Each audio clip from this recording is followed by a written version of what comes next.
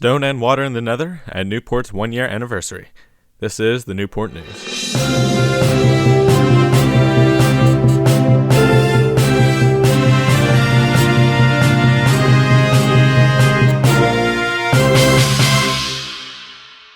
Hello and welcome to the Newport Channel 1 News.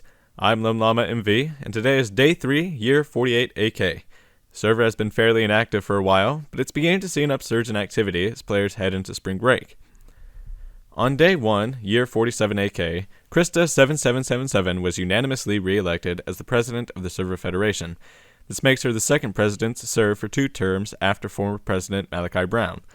This month was an unusual election for the Federation, as many citizens of the nation didn't even get to vote, a fact that was later called to attention by Senator Crustaceans.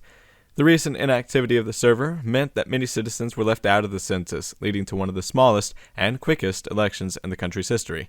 As of yet, it can't be said if the second term of President Krista will be similar to her first. The Prime Minister of Coruscant announced today that the island nation's constitution becomes traditionally immutable tomorrow, and informed the people of the few changes that have recently been made to the document, including no UBI program and state holidays. This announcement stirred former President Malachi Brown to give backlash to the Prime Minister, who is also his brother, but not for anything expressed in the announcement. It appears the Earl of Larkspur is still upset about the initial discrimination Coruscant showed to Orthodox conscientists in articles of their constitution that have since been repealed. We'll continue to keep an eye on this brother squabble, hoping it doesn't surmount to anything more than booing in the Discord chat.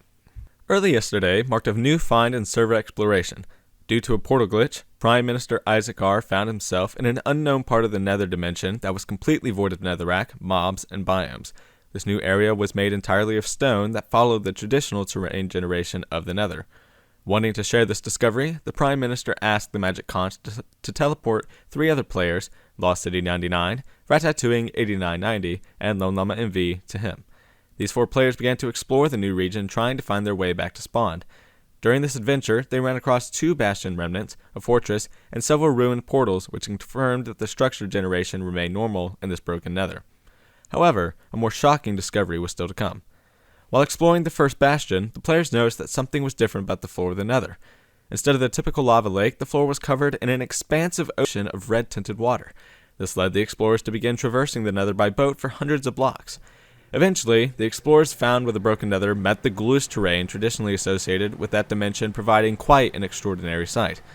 This unlikely journey through the hellish dimension was well documented by player lonellamaMV, who kindly shared the photographs with us. Had these proofs not existed, I'm not sure I would believe this tale. After all this time, it's good to know there are still things to be discovered in this world of ours. And now, a word from our sponsor, and we'll be back with some exciting news from the Empire. Need some building materials or something sweet to eat? Then head on down to Books, Nooks & Cooks. Located in Newport Shopping District, this quaint little store has a wide variety of items for your everyday Minecraft needs. Books, Nooks & Cooks, helping you in your Minecraft journey. This episode of the Newport News is brought to you by the nation of Coruscant, a new socialist technocracy mandated and blessed by Big Liz.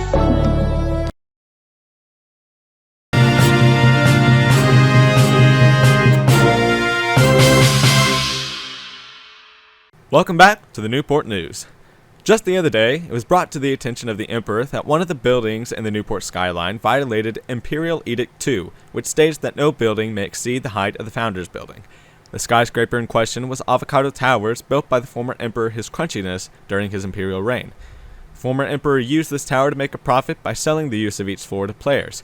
When informed of his tower breaking imperial law, Garrett said, "To be honest, I don't care for Avocado Towers anymore and wouldn't mind seeing it gone."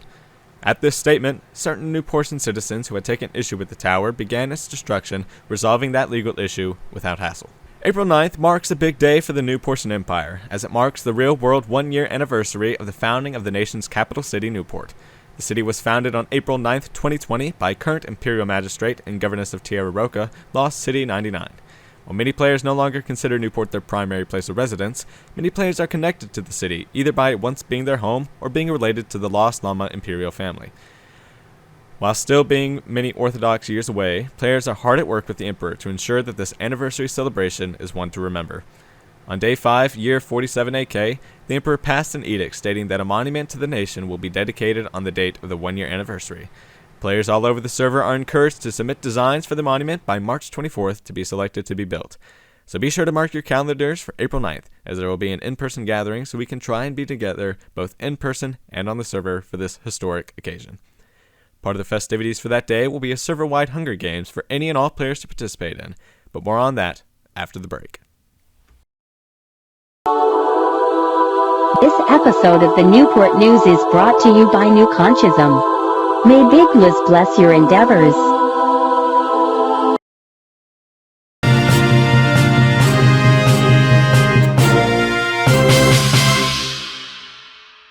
Welcome back to the Newport News. As part of the celebration for the anniversary of Newport, the International Association of Players passed Resolution 5, which stated that a server-wide Hunger Games would be played by any players willing to participate, including players who have been banned.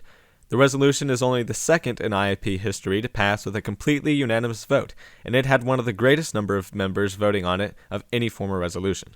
The resolution also included a clause that said the games would be planned and prepared by the game makers, determined by the first 5 players to vote on the resolution.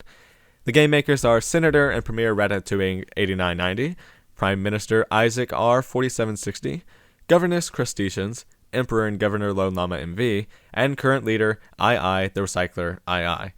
The game makers are hard at work trying to make the best games they can. Their first task seemed to be trying to find a location for the games, and several contenders have been found, including one during the excursion with the Broken Nether. The winner of the games is promised a decent-sized reward, so if you're interested in playing, sign up. Currently only 6 players have thrown their hat into the ring. One of the more interesting aspects of the games is that players who have been banned are being allowed to participate. The likes of Rage and Captain Luge have already said they will be participating in the games for the chance to prove themselves against the server that rejected them. Speaking of Rage 6838, it seems that he has been busy on the server despite his banning many years ago. It recently came to the server's attention that pyramids of netherrack were appearing all over the world with no explanation. They've been found in the New Portion Empire, Blartsburg, and Xanadu. When an inquiry was made on the Discord chat, Rage came out and stated that he had built them. When this claim was disputed due to the timeline issue, Rage confessed that he had been getting on the server using his Smurf account. Doing a little digging, server admin Ratatouille 8990 asked if this account was Sawtooth Eagle 35. This was all Rage had to say.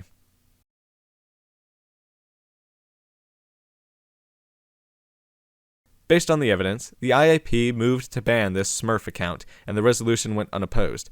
At this time, Rage said that there are 10 pyramids located all over the world, and the first player to find them would get all Rage's stuff.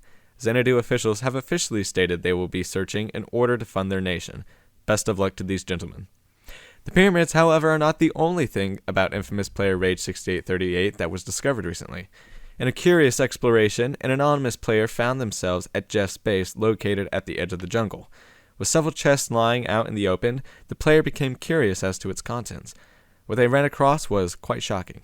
An unfinished book titled Rage Manifesto, which appears to outline Rage's plan to create a new empire which he deems a more perfect empire, a sentiment that closely resembles the American words of a more perfect union.